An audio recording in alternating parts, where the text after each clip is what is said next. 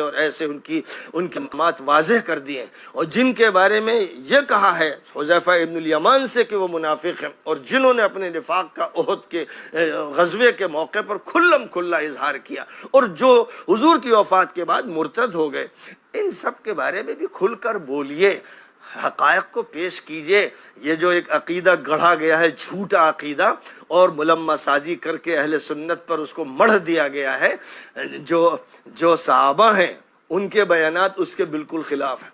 ان کے بیانات پڑھیے حضرت حذیفہ کے، حضرت عمار کے، حضرت سعد ابن ابی وقاص کے، حضرت علی ابن ابی طالب کے، اور اس کے بعد آگے آئیے تو حضرت حسن کے، حضرت حسین کے، ان کے بیانات پڑھیے۔ وہ ہیں جو نمائندگی کر رہے ہیں۔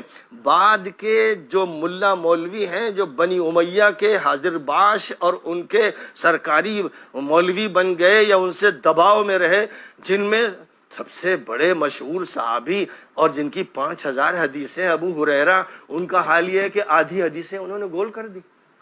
اب یہ جملہ برا نہیں لگنا چاہیے، وہ خود کہتے ہیں اور بخاری روایت کرتے ہیں کہ حضور پاک علیہ السلام سے 2 خزانے میں نے لیے، ایک تو تمہیں بتا دیا، ایک نہیں بتایا، اس لیے کہ اگر میں اسے بتا دوں گا تو میری گردن کاٹ دیں گے۔ کون کاٹ دے گا؟ وہ کس دور میں تھے؟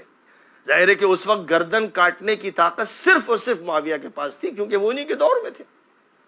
تو معلوم یہ ہوا کہ وہ ایک ظالم حکومت تھی جس کا خوف تھا، جو امراء تھے وہ ظالم تھے، اور صحیح روایت میں ہے کہ ایک موقع پر مروان کے سامنے ابو ہریرہ رضی اللہ تعالیٰ عنہ نے یہ کہا کہ میں تیرے سامنے نام بتا سکتا ہوں، لیکن پھر وہ بھی خاموش ہو گیا۔ تو حضرت ابو ہریرہ بھی سمجھ گئے کہ یہ موضوع چھیڑنا مناسب نہیں ہے، تو انہوں نے حدیثوں کا ایک بڑا ذخیرہ چھوڑ دیا۔ یہ ان کا بیان ہے۔